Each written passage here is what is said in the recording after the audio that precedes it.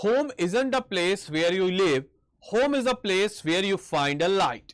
ये line Pierce Brown के द्वारा कही गई है, जिसका मतलब होता है कि घर वो जगह नहीं है जहां आप रहते हैं, घर वो जगह है जहां आपको आपके जीवन में एक रोशनी मिले, एक मोटिवेशन मिले, उसको हम घर कहते हैं। और आज इसी क्रम में एक खबर हमारे बिहार की राजधानी पटना से आ रही है। क्या है यह खबर? तो यह खबर है कि पटना में बने एक एक घरों की होगी जांच। यानी कि अब एक एक घरों की होगी जांच, यानी कि घर एक ऐसी जगह है जहां आशियाना इंसान बड़ी मेहनत से, बड़ी शिद्दत से, काफी मेहनत के बाद बनाता है। और जो बीच के, मैं खुले तौर पे कहूंगा, जो ब्रोकर्स होते हैं, दलाल होते हैं, वो अपने फायदे के लिए बिल्डिंग्स को अच्छी क्वालिटी नहीं देते हैं, जिस कारण से बाद में जो है सरकारी जांच में वो बिल्डिंग को तोड़ दिया जाता है।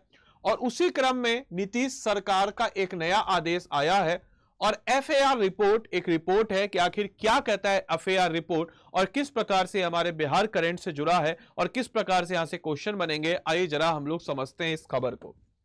सबसे पहले पटना में बने एक एक घरों की अब होगी जांच। आ गया नीतीश सरकार का नया आदेश, क्या कहता है एफएआर रिपोर्ट। तो सबसे पहले बिहार सरकार पटना में बनी सारी इमारतों की अब जांच करवाएगी।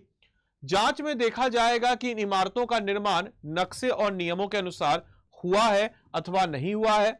अगर एफएआर का उल्लंघन पाया जाता है तो सख्त कार्रवाई की जाएगी। इस चीज के लिए बोल दिया गया है क्योंकि पटना एक घनी आबादी वाला क्षेत्र है और वहां पे अगर कोई भी किसी भी प्रकार की बिल्डिंग, और जैसा कि आप सबको पता है कि हमारा बिहार भूकंप प्रोन क्षेत्र में आता है और कुछ ऊंच नीच होता है तो बहुत ज्यादा कैजुअलिटी देखने को नजर आएगी। तो इसी को मद्देनजर रखते हुए यह चीज किया जा रहा है। बताया जा रहा है कि जांच अभियान शगुना मोड़ में शुरू होगा, जो दानापुर स्टेशन तक बने भवनों पर चलेगा। साथ ही साथ शहर के नक्शे और नियमों के अनुरूप इमारत का निर्माण हुआ है या नहीं हुआ है, सरकार इसकी जांच कराएगी। इसमें देखा जाएगा कि फर्श क्षेत्र अनुपात, जिसको हम कहते हैं एफएआर रिपोर्ट, इसका उल्लंघन तो नहीं हुआ।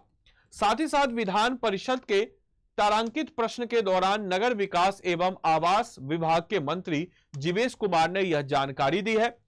सदस्य सौरभ कुमार ने पूरक प्रश्न के जरिए राजधानी में बने भवनों में एफएआर के उल्लंघन का मामला उठाया है। साथ ही साथ उसका उत्तर देते हुए मंत्री ने कहा कि विभाग के वरीय अधिकारियों को एक टीम बना करके एफएआर के स्तर पर इमारतों की जांच की जाएगी। सबसे पहले सगुना मोड़ से दानापुर स्टेशन तक बने भवनों की इस मानक पर जांच किया जाएगा। नियमों का उल्लंघन अगर अब पाया जाता है तो सख्त कार्रवाई होगी। इसके साथ ही साथ विभाग के स्तर पर यह निर्देशित भी किया जाएगा ताकि भविष्य में इस तरह का उल्लंघन ना हो। डॉक्टर संजीव कुमार सिंह ने दानापुर में नारियल घाट एक जगह है, वहां से तकिया पर मोड़ पर सड़कों पर डीजे व अन्य गाड़ियों के खड़े होने का प्रश्न उठाया है। साथ ही साथ करबिघा में भी इस तरह की अतिक्रमण के कारण जाम की जानकारी मिलती है, तो उस पहलुओं को भी देखा गया है। साथ ही साथ जो है इससे रिलेटेड एक अतिक्रमण, जैसा कि आप सबको पता है पटना शहर काफी घनी आबादी का, जिस कारण से ट्रैफिक जाम वहां की आम समस्या है।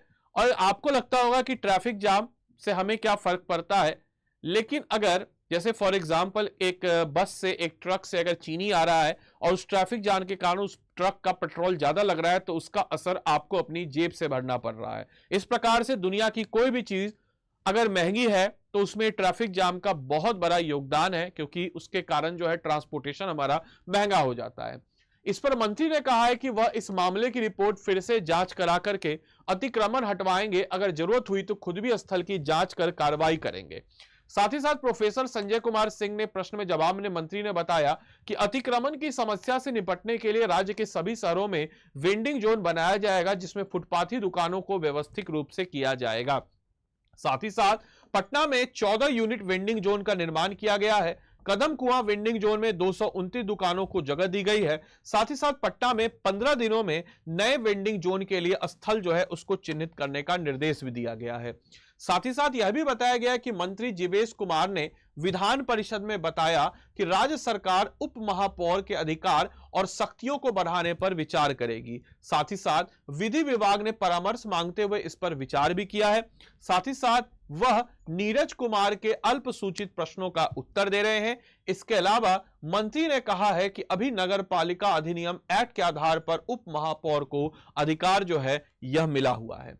साथ ही साथ वह बताते चले कि वह सशक्त अस्थायी समिति के पदेन सदस्य होते हैं और मेयर की अनुपस्थिति में उसकी शक्ति का प्रयोग कर सकते हैं। इसके अलावा डॉक्टर प्रमोद कुमार के प्रश्न में उत्तर में मंत्री ने बताया कि 53 वार्डों में गंगा जल आपूर्ति रही होगी। जो इलाके छूटे हैं उन्हें फेज 3 में जल आपूर्ति से किया जाएगा। साथ ही साथ घनश्याम ठाकुर के प्रश्न के उत्तर में मंत्री ने बताया मधुबनी मेडिकल कॉलेज की जमीन भी अभी नगर निगम क्षेत्र में नहीं है, इसे नगर निगम क्षेत्र में शामिल करने के लिए डीएम के प्रस्ताव की मांग की गई।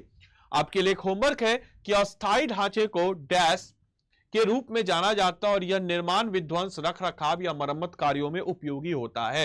यह क्वेश्चन है अंडरपिपिंग, शोरिंग, मचान, ग्राउंडिंग, इसको क्या कहते हैं? इस प्रश्न का उत्तर आप लोग कमेंट बॉक्स में दीजिए। साथ ही साथ इस क्लास की पीडीएफ अगर आपको पाना है तो this is a Telegram group, आप इसके साथ जुड़ सकते हैं। इसको स्कैन कीजिए और जुड़ जाइए, या फिर टेलीग्राम पे बिना स्पेस दिए बीपीएससी कंटेंट, याद रखिएगा बीपीएससी कंटेंट, ठीक है, कंटेंट वाले सर्च कीजिएगा और आप इस टेलीग्राम ग्रुप के साथ जुड़ सकते हैं।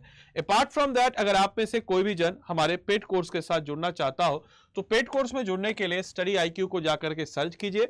स्टडी आईक्यू के वेबसाइट को ओपन अप करेंगे। स्टडी आईक्यू के वेबसाइट को जब आप ओपन अप करेंगे तो यहां पे आपके समक्ष आ रहा होगा स्टेट पीसीएस का, यहां पे आपको चले जाना है।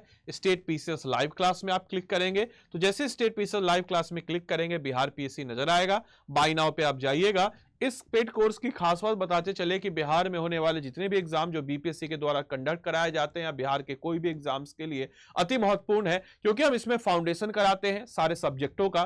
तो कोई भी चीज का अगर आप फाउंडेशन कर लीजिएगा तो बिहार के सारे एग्जाम आपके क्लियर हो जाएंगे। लाइव क्लासेस है, 1-on-1 मेंटरशिप है, आंसर राइटिंग प्रोग्राम है, prelims test series, hand written notes, live classes, साथ ही साथ comprehensive coverage of each and every topic, test series, practice question और तमाम तरह की सुविधाओं से लैस यह कोर्स है। आपको यहां पर जाना है, आदि लाइव कोड आएगा, इस आदि लाइव कोड का इस्तेमाल करके आप 9,999 में इस कोर्स को परचेज कर सकते हैं। कोड याद रखिएगा आप सारे बच्चे, कोड क्या है आपका? तो आदि लाइव कोड है और इस आदि लाइव कोड का इस्तेमाल करके आप इस कोर्स में अपने आप को एनरोल कर सकते हैं। तो मैं उम्मीद करूंगा यह सेशन आपके लिए लाभदायक रहा हो, आपने सेशन को अच्छे से एंजॉय किया हो। तो मिलते हैं अगले सेशन में, तब तक के लिए सारे बच्चों को bye bye, take care, thank you and thanks for watching this session. Thank you.